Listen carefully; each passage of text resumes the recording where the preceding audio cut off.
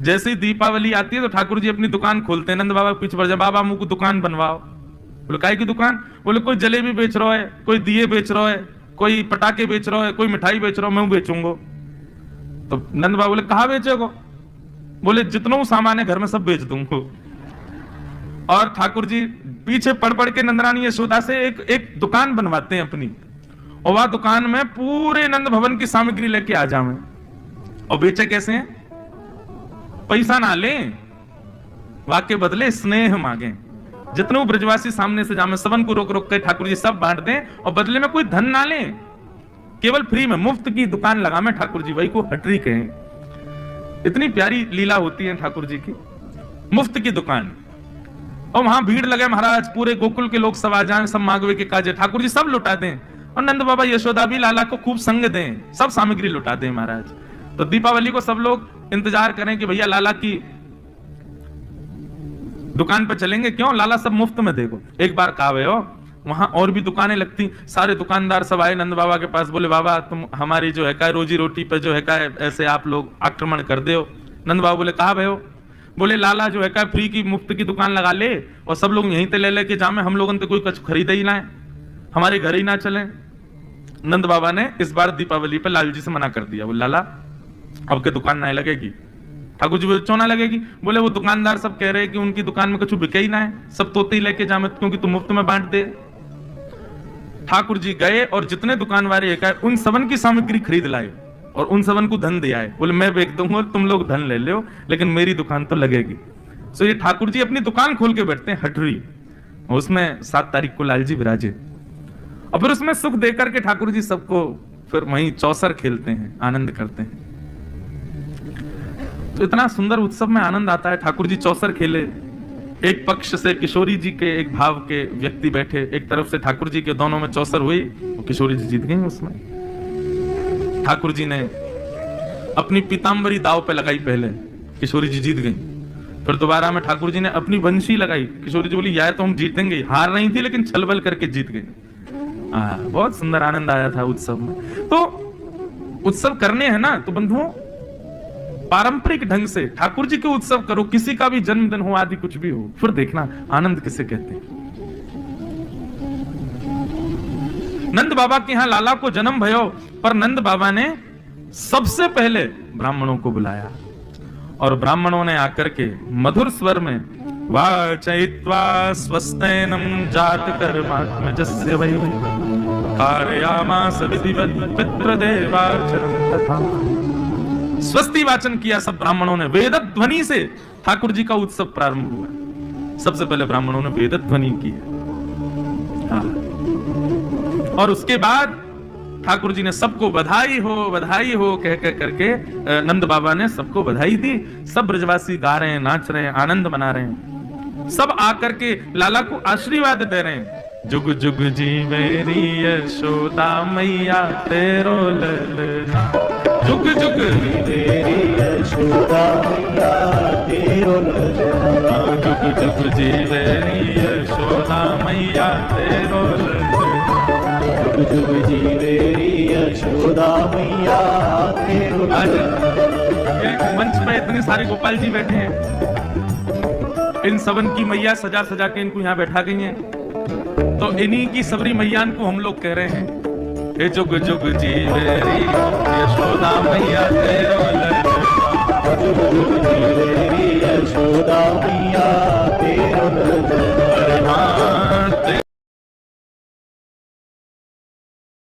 जुग जुग जी मेरी यशोदा मैया तेरो ललना, तेरो ललना रानी तेरो ललना, तेरो ललना रानी तेरो ललना, तेरो ललना रानी तेरो ललना, तेरो ललना रानी तेरो ललना, जुग जुग जी मेरी यशोदा मैया तेरो ललना, जुग जी मेरी यशोदा मैया तेरो ललना, जुग जुग जी मेरी नंदरानी मैया तेरो ललना, जुग जुग जी मेरी यशोदा मैया तेरो ललना।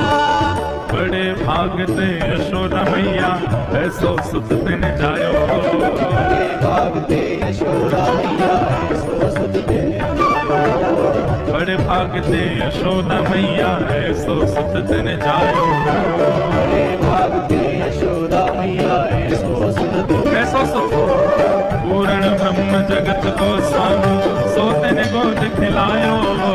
पूर्ण ब्रह्म जगत को स्वामी सोते ने गोद खिलायो। पूर्ण ब्रह्म जगत को स्वामी सोते ने गोद खिलायो। पूर्ण ब्रह्म जगत को स्वामी सोते ने गोद खिलायो। या तू मगवाने झूलन तेरो ललना। या तू मगवाने झूलन तेरो ललना। जुग जुग जी मेरी नंदरानी मैया तेरो ललना।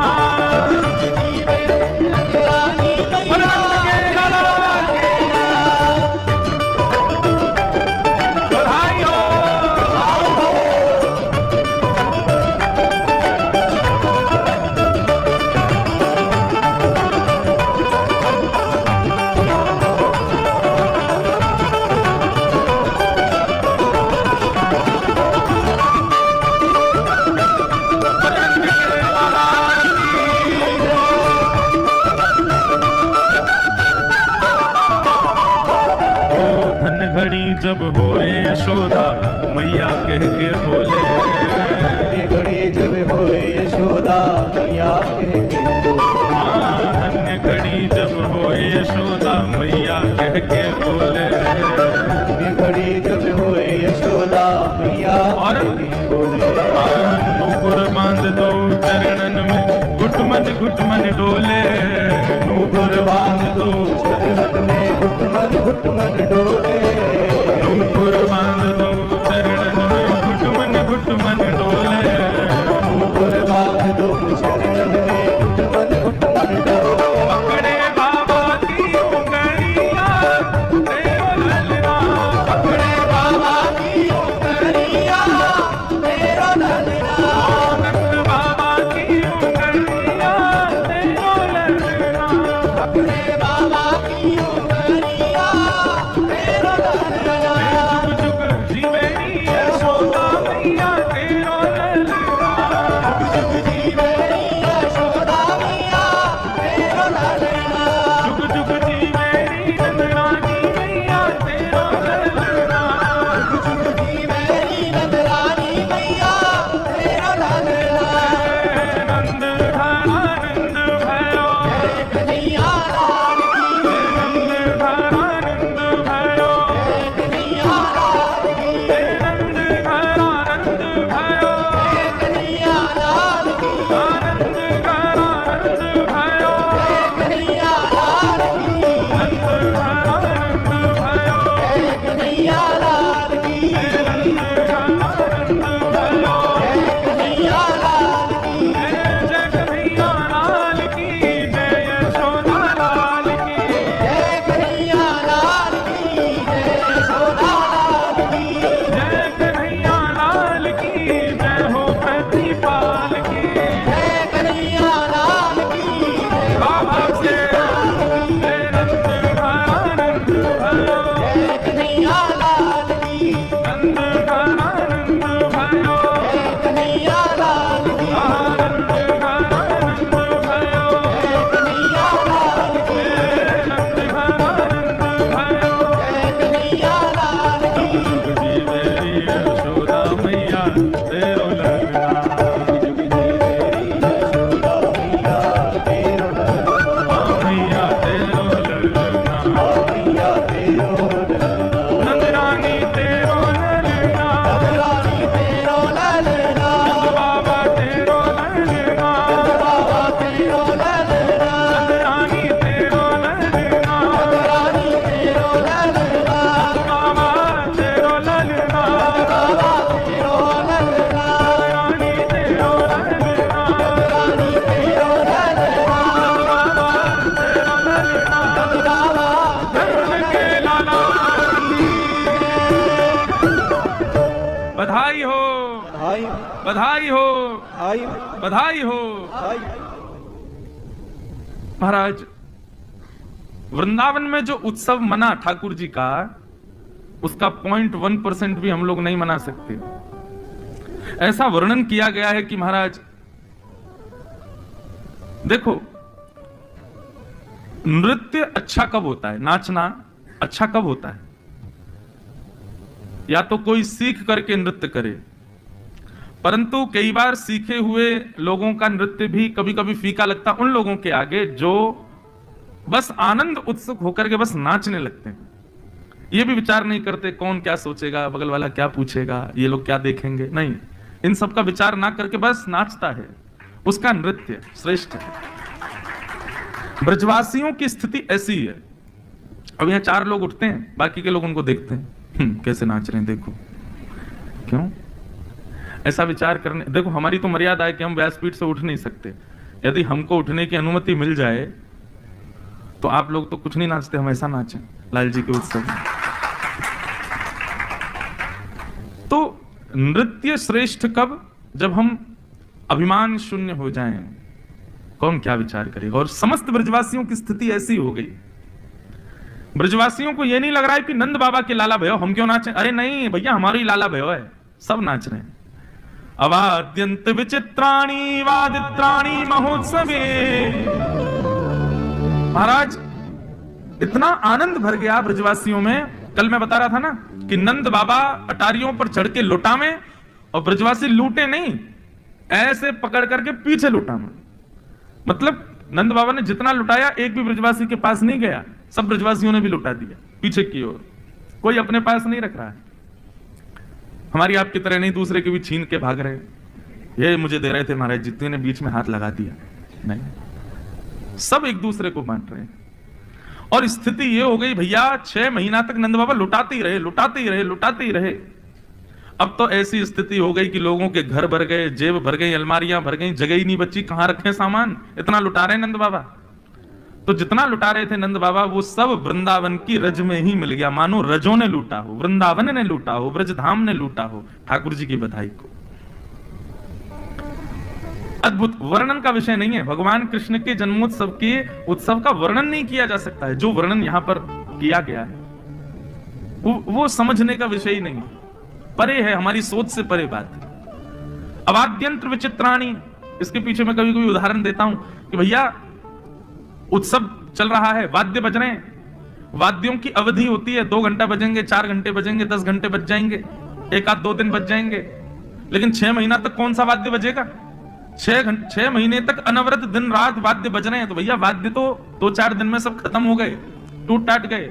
उसके बाद क्या बज रहे हैं? बोले विचित्र विचित्र वाद्य बज रहे हैं, थाली बज रहे हैं, कांसे बज रहे हैं, ढोल वगैरह तो बचे नहीं, तो दीवारी पीट रहे हैं लोग, जमी नहीं बजा रहे हैं, एक दूसरे की कमर पे तबला बजा रहे हैं, खोपड़ी पीट रहे हैं, इस प्रकार मुंह से विचित्र विचित्र आवाज निकाल रहे हैं। अवाद्यंत विचित्राणी वादत्राणी महोत्सवे।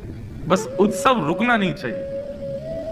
4-4, 10-10 लोगों के झुंड बन गए और आपस में सब बैठ बैठ करके केवल बधाइयां गा रहे हैं, कान पे हाथ धर धर के, सब चारों ओर से घेर रखा है नंद भवन को। वो स्थिति विचार करते हैं, कभी सोचते हैं तो लगता है कैसी रही होगी।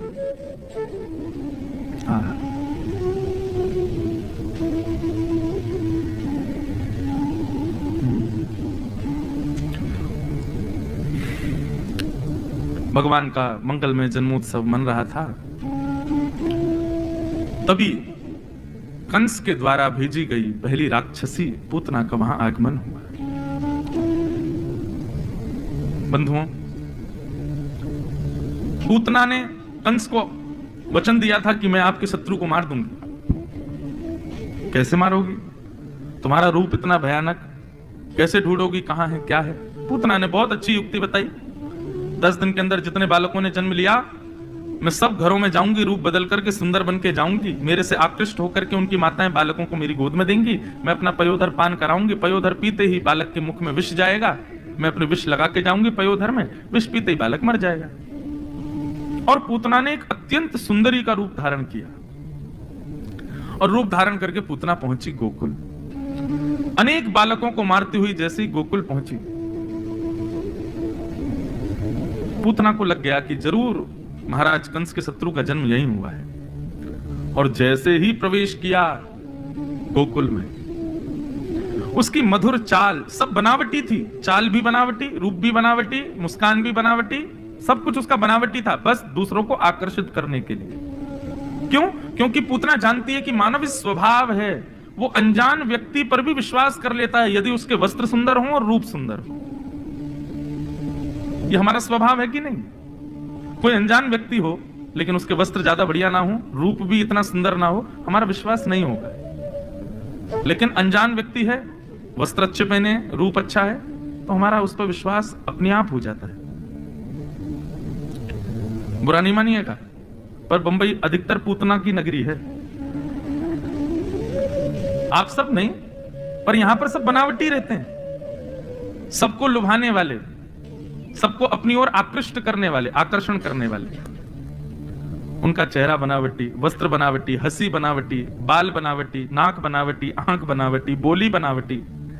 आप लोगों की नहीं कह रहा, मैं उन लोगों की बात कर रहा हूं जो सबको और कौन आकर्षित करते हैं ये सब जानते हैं। कौन आकृष्ट करता है सबको? सबको पता है। एक ऐसी इंडस्ट्री है यहाँ पे जो सबको केवल अपनी अंदर से भयंकर टूटे हुए हैं, अंदर से रो रहे हैं, चीख रहे हैं, चिल्ला रहे हैं, लेकिन अपने रूप आवरण ऐसा बनाएंगे कि महाराज सामने वाला कहे ओहो यही है बस। तो सब बनावटी था पूतना का, कुछ भी वास्तविक नहीं था। कई बार वास्तविक रूप में आ भी जाते हैं तो लोग उनको पहचान ही नहीं पाते, ये वही है।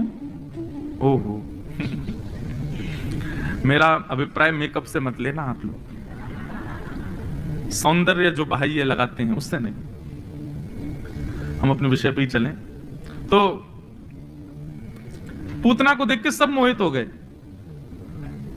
पूतना को देखना तो बहुत दूर की बात है, पूतना की जो गजगामिनी चाल थी, उस चाल में भी उसके नूपुरों की जो छम छम छम, एक समय की अवधि पर आने वाली उसकी नूपुरों की जो ध्वनि थी ना, उस पर भी ग्वाले मोहित हो गए। छम छम छम पायल की झनकार सुन रहे हैं, ग्वाल वाल सब गा रहे हैं, नंद घनानंद भयो जय कन्हैया लाल की। जैसी छम छम आवाज सुनी तो पीछे मुड़ करके ऐसे देखा, ऐसे देख करके जैसे ही सामने देखते तो स्तब्ध हो जाते, और पीछे देखे फिर उसी को ही देखते। नूपुरों की ध्वनि देखो, गजगामिनी चाल देखो, इसकी मनोहर नेत्र देखो, नाक देखो, मुस्कान देखो, सब मोहित हो गए पूतना के ऊपर।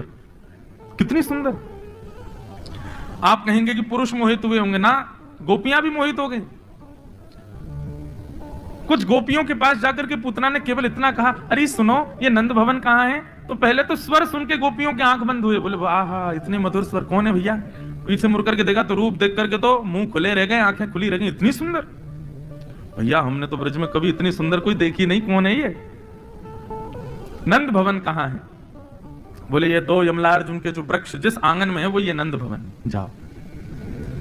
दो चार ग्वाले तो दौड़े दौड़े मैया के पास गए, बोले मैया तू बहुत पीछे पड़ी रहे, मेरा ब्याह कर ले, मैं तैयार हूं ब्याह करवे को। कौन ते करेगा? होते वो जा रही का बात करा दे, कितनी सुंदर है मैया, यही तो करा दे हमारा ब्याह। कहने का अभिप्राय पूतना ने सबको अपनी ओर आकृष्ट कर लिया, आकर्षित कर लिया अपने रूप से, अपने भाव से, अपनी बोली से, जो कि सब बनावटी था। पूतना ने जैसे ही नंद भवन में प्रवेश किया, यशोदा मैया भी मोहित हो गई पूतना के ऊपर, इतनी सुंदर। अरे विधाता मेरो लाला, या तो कछु साल पहले ही जन्म ले ले तो, या ये कछु साल बाद जन्म लेती तो यही तो ब्याह कराती अपने लाला को, इतनी सुंदर बहू। हमारा स्वभाव है बंधु, हम रूप और वस्त्र इनको प्रधानता ज्यादा देते हैं। रूप और वस्त्र को प्रधानता देने का मतलब हम व्यक्ति का प्रभाव देखते हैं, हम उसका स्वभाव नहीं देखते। और यहीं पर हम संबंधों में मात खा जाते हैं। किसी का प्रभाव रुचिकर लगे, देखो प्रभाव से ना ही ब्याह करो, प्रभाव से ना ही मित्र बनाओ, और प्रभाव से ना ही गुरु बनाओ। इन तीन चीजों में प्रभाव को प्रधानता मत देना। पहली बात, मित्र को प्रभाव देखकर नहीं बनाना।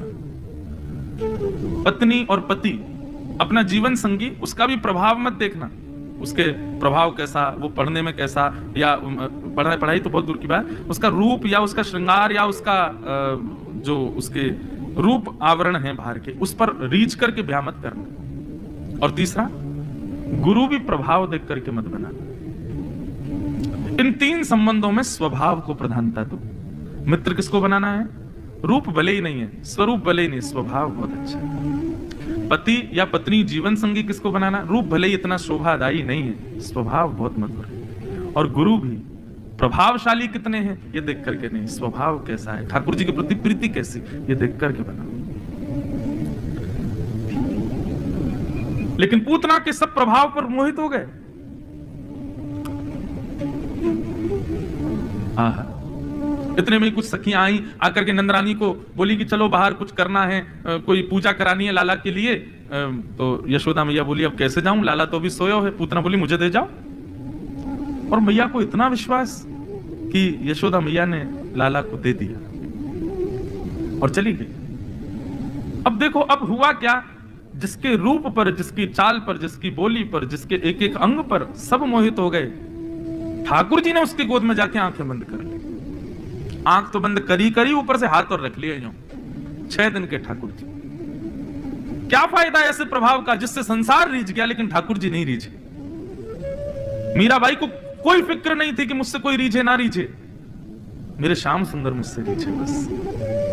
सूरदास को कोई चिंता नहीं थी कि कोई मुझे अंधा कहे, कोई मुझे नेत्रहीन कहे, कोई कुछ कहे, मेरे श्याम सुंदर मुझसे रीझे बस। तुकाराम जी, नामदेव जी, इनको किसी को चिंता नहीं थी कि संसार हमसे रीझे। नामदेव जी के विषय में तो कथा आती है कि श्री नामदेव जी का नाम ही इसीलिए नामदेव था क्योंकि वो नाम को ही सर्वधन मानते थे। एक बार नगर में कोई बहुत बड़ा दानी आया, दान करता था। किसी ने जाके कहा, बोले कि तुम नामदेव जी को दान करके दिखाओ। नामदेव जी को बुलाया तो नामदेव जी बोले भैया देखो, ना तो हम संत हैं ना हम ब्राह्मण हैं, हमको क्या दान दोगे। दानी व्यक्ति उसने कहा नहीं नहीं देना तो आपको ही, आप आओ। नामदेव जी पहुंच गए। नामदेव जी बोले शर्त हमारी ये रहेगी जो हम मांगेंगे वो देना पड़ेगा। बोले आप मांगो क्या चाहिए। नामदेव जी ने एक तुलसी पत्र पर रा लिखा, केवल रा, और उस तुलसी पत्र को तराजू के एक पल्ले में रखा। बोले इसके समान भार भर करके सोना चांदी जो तुम देना चाहो दे दो। पूरा राम नाम भी पूरा नहीं लिखा, रा लिखा केवल। दानी हंसने लगा, बोले आपको शर्म नहीं आ रही होगी मांगने में, मुझे देने में आ रही है। नहीं नहीं पल्ला भारी हो जाएगा आपका, मैं लेके चला जाऊंगा। तो बेचारे ने मन में विचार किया कि अब रा अक्षर लिखा है तुलसी पत्र के ऊपर, तो 1 तोला 2-4 तोला सोना उसमें दूसरे पल्ले में रख दिया, परंतु भारी नहीं हुआ। थोड़ा और सामग्री मंगा करके रख दी लेकिन भारी नहीं हुआ। थोड़े और आभूषण मंगा करके रख दिए, नहीं भारी हुआ। अब तो महाराज लगे भरने सब लोग पल्ले को, लेकिन रा नाम युक्त तुलसी पत्र से जो पल्ला झुका हुआ था वो उठे ही नहीं। इतनी संपत्ति महाराज भर दी, राजा ने अपनी पूरी संपत्ति लगा दी, लेकिन उस रा अक्षर के समान संपत्ति नहीं हो पाई। अंत में ब्राह्मणों ने आकर के कहा, बोले राजन तुम समझ नहीं रहे हो, ये इनका भजन है एक पडले में, तुम एक काम करो, तुम बहुत भजनानंदी हो, तुमने असंख्य दान किया है, तुमसे बड़ा दानवीर पूरे सृष्टि में कोई नहीं है।